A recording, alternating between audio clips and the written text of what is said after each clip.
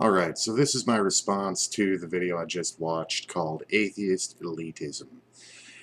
And nothing you've said has been very convincing. My base problem is that you're lumping all religions into the same category as the cult that you were at one time indoctrinated into.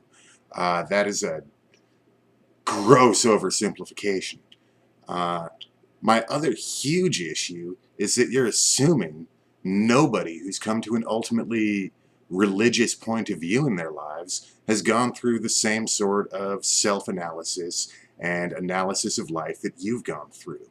You fail to acknowledge even the possibility that a religious person might actually have gone through a level of self-analysis and analysis of the world around them that you yourself haven't gone through yet, and maybe never will.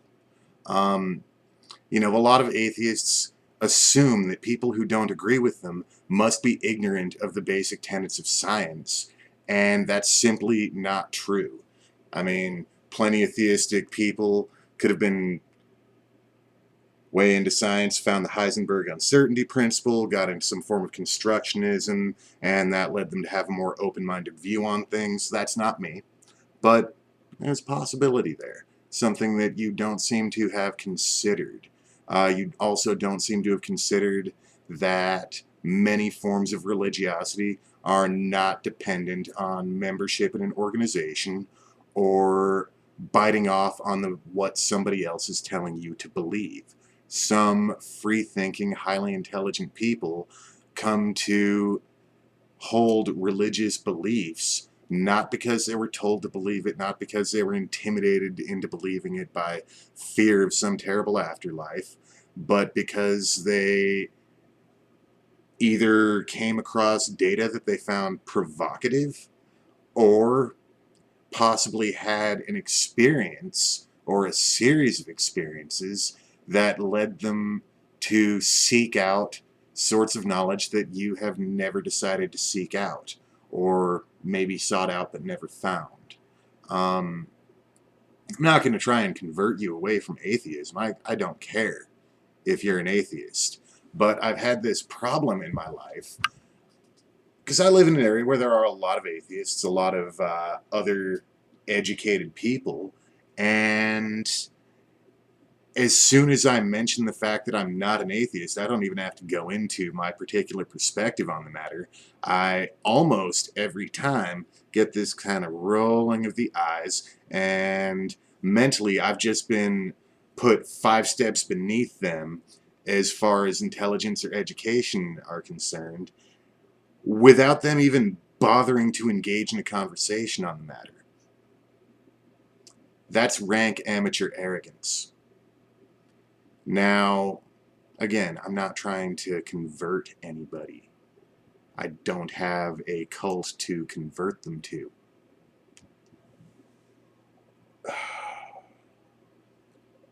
But it would be nice if all of you who are atheists could simply admit that transcendent experiences and ideas that facilitate transcendent experiences are simply something you do not have any personal experience with and don't know anything about.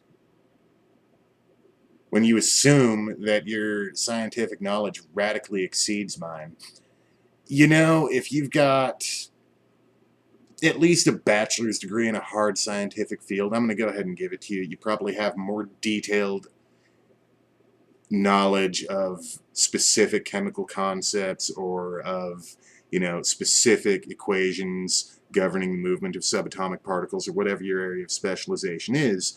But if your knowledge of science boils down to you understand the scientific method, high school biology and physics, and you get that it works, I mean, congratulations. You live in an environment surrounded by objects created according to scientific principles. It doesn't exactly take a moment of genius to realize that science is a valid discipline. It does not take any intelligence to realize that at all. Personally, I broke out of the cultish mindset that I was brought up in when I was 12 years old. You know, it really wasn't that big a jump to realize, wow, this book is not literally true. It says things that are demonstrably false. So I guess when people tell me about their big revelation when they broke out of the cult, just doesn't impress me that much. It really doesn't. And all of the mental anguish they had to go through to not be a Christian, been there long, long time ago. I'm still not an atheist, and you haven't bothered to ask why, and you're already assuming that you're more intelligent than I am, and that you know more about science than I do, and in most cases, you don't. Some people do know more about science than I do. People who are engaged in scientific research as a profession undoubtedly know more about the details of science than I do.